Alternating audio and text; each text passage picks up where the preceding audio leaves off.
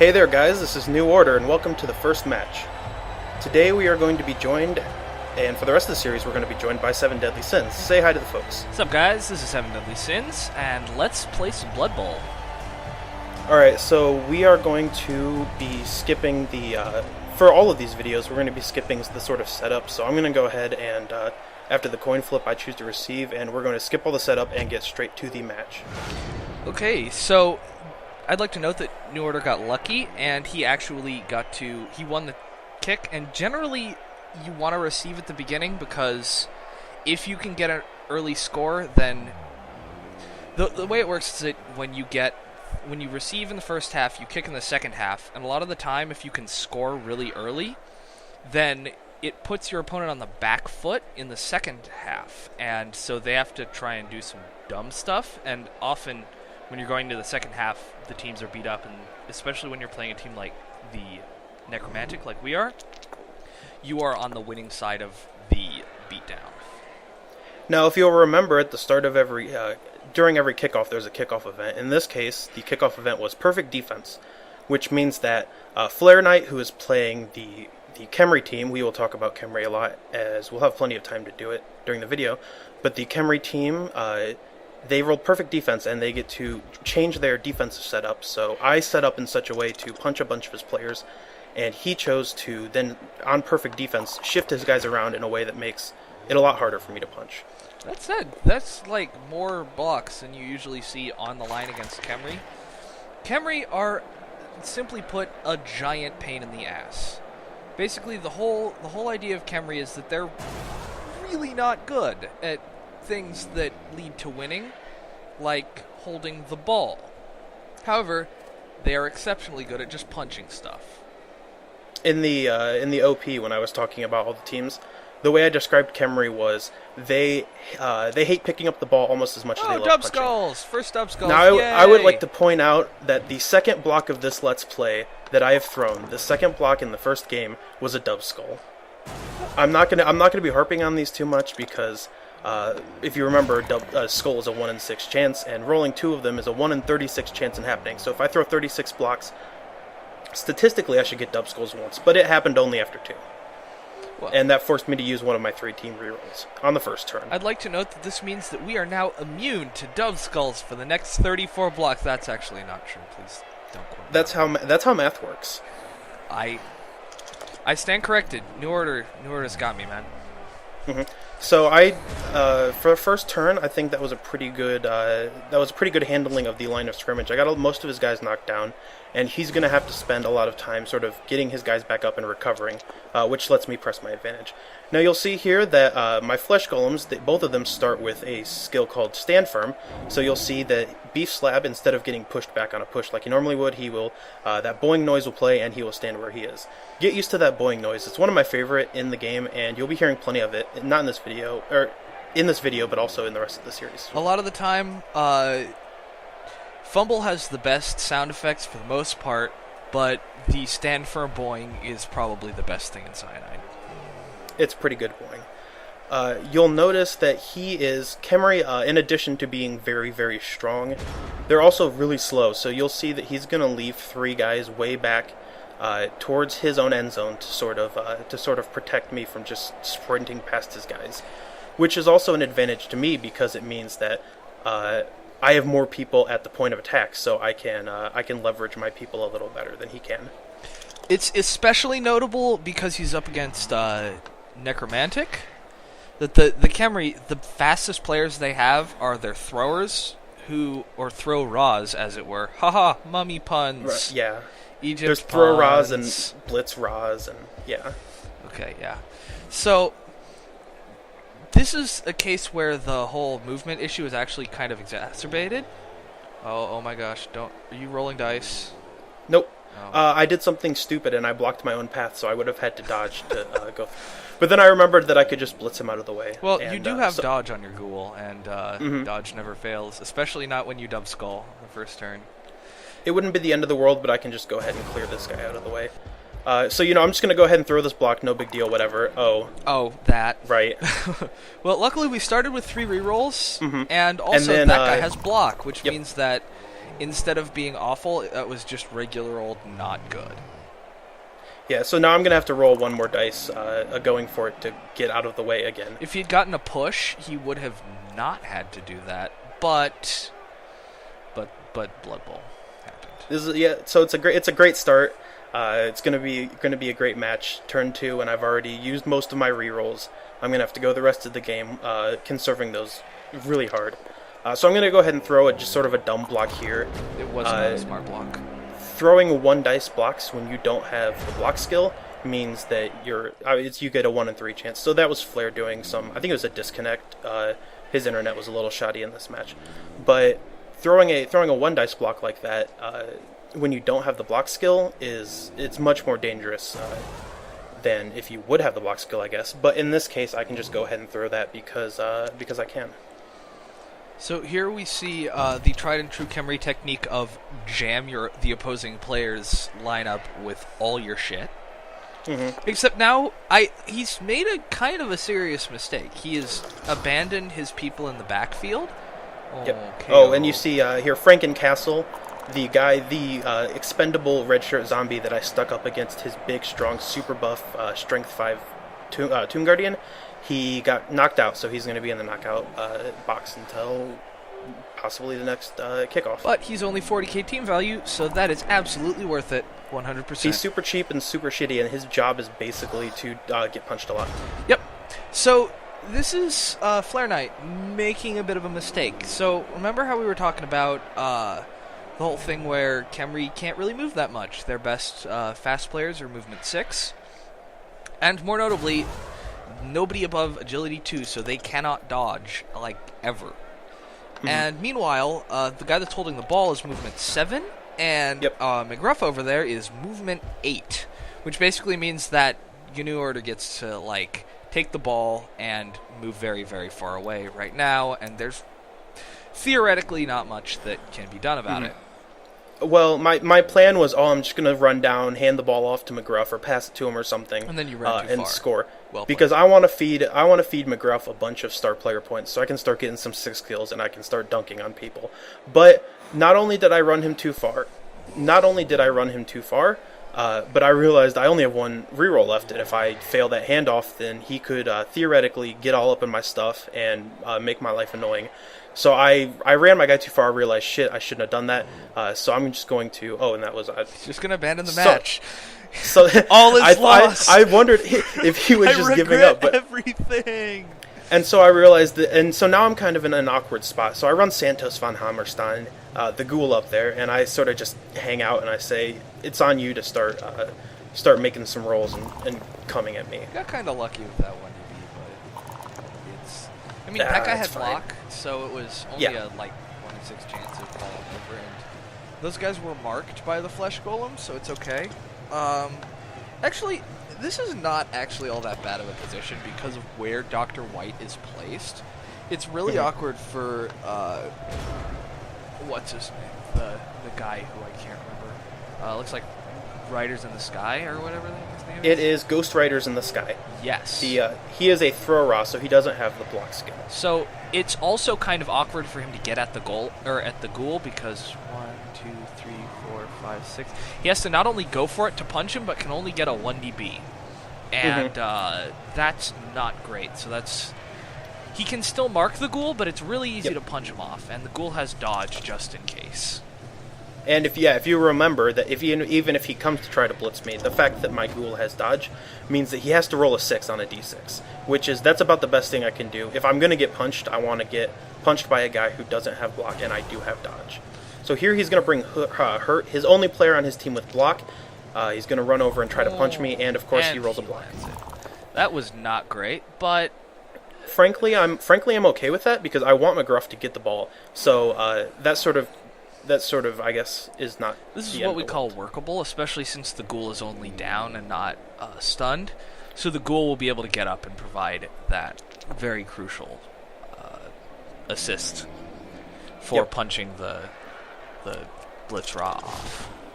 And frankly, at this point, he's not going to really stop me. The fact that he collapsed all of his sort of safety players all the way back, the fact that he collapsed them means that I can just I ran right past him, and I can play around here as much as I want. So he's just sort of boing. There's Beef Slab getting pushed again. So he's just sort of trying to desperately get people to come interfere with the ball, but I'm in no real hurry to score. I'd also like to note that he made a fairly serious mistake here in that one of the things about Khemri is that because they have 4 Strength 5 players, they can win even when they're at a man's disadvantage, and therefore can afford to keep players like their Throw-Rahs or some of their Skeletons back as safeties.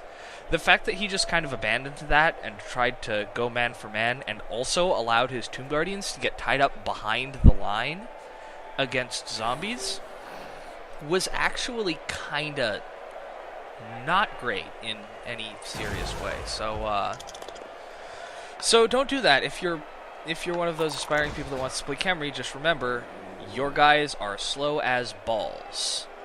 Don't do that. If you're one of those people who are aspiring to play Khemri, don't play Khemri. So it is turn 4, and we're going to go ahead and just walk right in and score the first touchdown of the LP and of this game.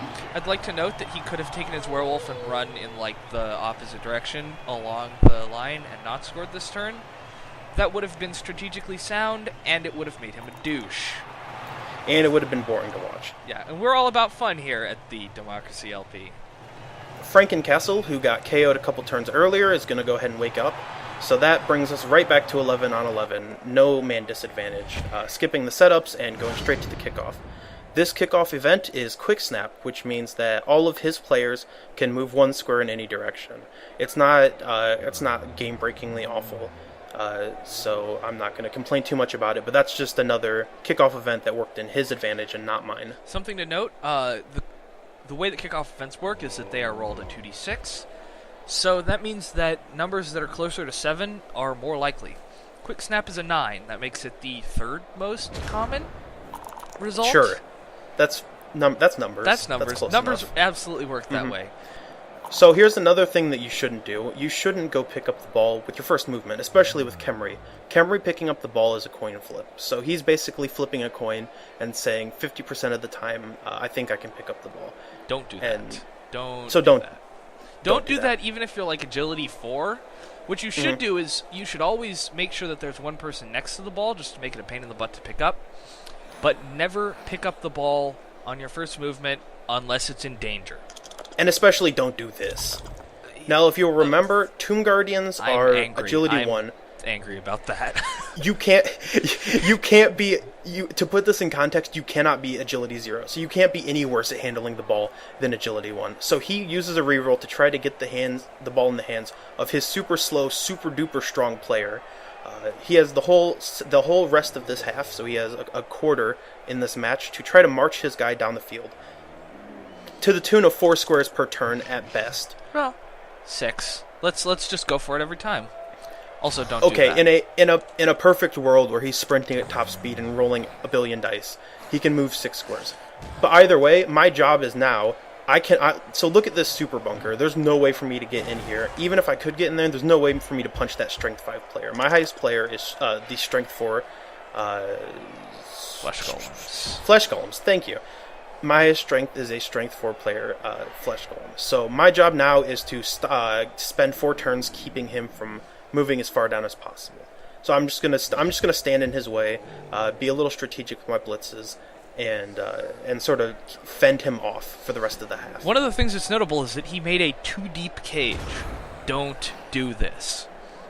It's a little unnecessary. It is not only a little unnecessary, but when you are dealing with a screen like this, you can't just clump all your players together, because the more clumped your players are, the less players he needs to stop you from moving.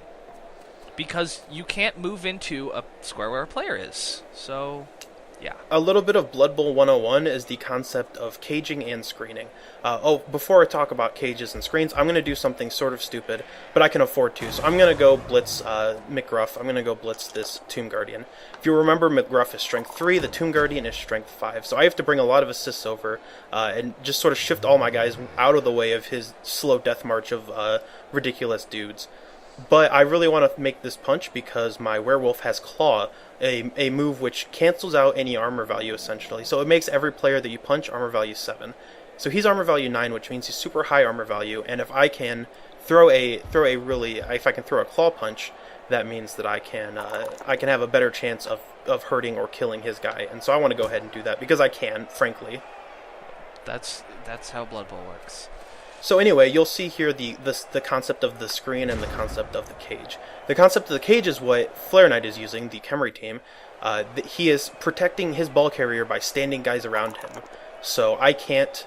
This is sort of what a high strength team would do in his case, would be to sort of cage up and protect your players and then slowly march down the field. To defend against that, what I'm doing is called the screen. I'm stacking my players up like this. This keeps him... He can't run past me because he would have to dodge to get past me, and that's almost impossible to ask of. And he can't blitz me because even if he punches one of my guys, there's another guy right behind him to keep him from running past me. So he's going to have to walk right up to my screen, and that's going to make him waste a turn going almost nowhere. He's gonna move the ball maybe a square or two forward. And because it's turn 5, like, this play might have been acceptable on turn 1, but because it's turn 5 now, he has to move about 16 squares in 4 turns.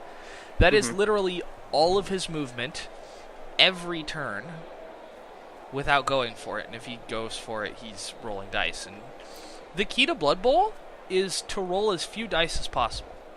And notice that he only moved his ball carrier up 1 square. That's for not context. Enough. We're going to be spending a lot of time right around this area for the rest of this half. For context, right where that mass of people is, you can sort of see the line of scrimmage. And that's the halfway point, marking where halfway between the field is. So he's not even to the halfway point, like the neutral area where we both lined up and where we started. That's not good. And another thing about Khemri is you're kind of seeing the problem with Khemri here too, is that because all their players are either agility 2 or agility 1, and they don't have a lot of movement, combine that with the fact that it's very hard to recover the ball once you drop it, just because you have low agility, and the more opposing players are around the ball, it's harder to pick it up. You really have to play extremely safe with Khemri simply because you don't have the wherewithal to make the kind of flashy elf plays that would actually make like mobile play possible. And so, we got a stun. That's not exciting. So I would like to point out that the polar opposite of the dub skull is the double pow, which is the double defender down that Beef Slab, the flesh golem who got pushed around a lot earlier, scored on that wimpy little skeleton. Unfortunately, while 2 skulls is significantly worse than 1 skull, 2 pows is absolutely useless compared to 1. Oh, check it out! I totally made an Egyptian joke by making a pyramid here. Do you see it? Do you see my pyramid? I was like, that is awesome. I saw it, and I was like, you know what? My werewolf is so stupid fast that I can sprint all the way around here and form a pyramid. And the best part is that this will be his tomb. He's never escaping here. This is the end of his march.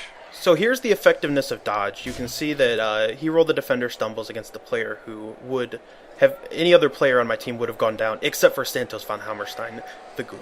It almost makes up for the fact that the fuckers are made of paper and don't have regen. So now you'll also see the effectiveness of the screen because he has used his blitz. He did nothing. He punched one guy, and now he's fucking stuck. He is stuck right where he is. That's another turn. Look at how far he has to go, and it's turn 6. He's not doing this. Normally, the way that you would be able to beat this with another team, like for example, orcs can do it, humans can do it. What you would want to do is you would want to have players that can optimally like either move to the side so that you can shift your cage away from the opposing team and tie up their screen, or you would have players that can catch the ball.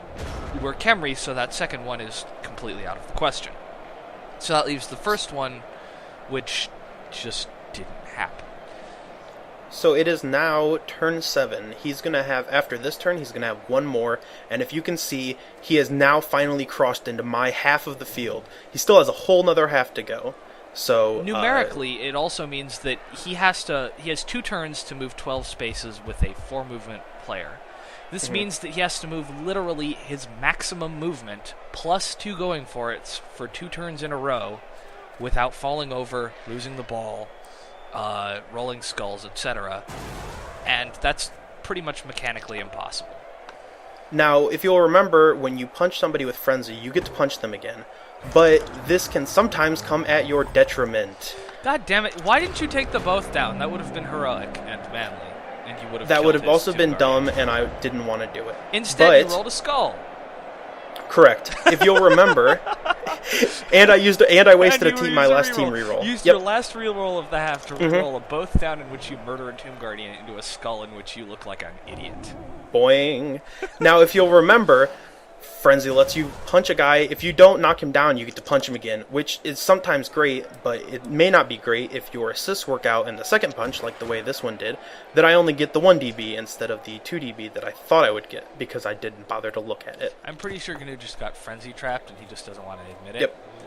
It's called the Frenzy Trap. It's the calling card of a bad player, if you don't notice it, so... Yes. It's also the calling card of a bad player to set them up because they're dumb.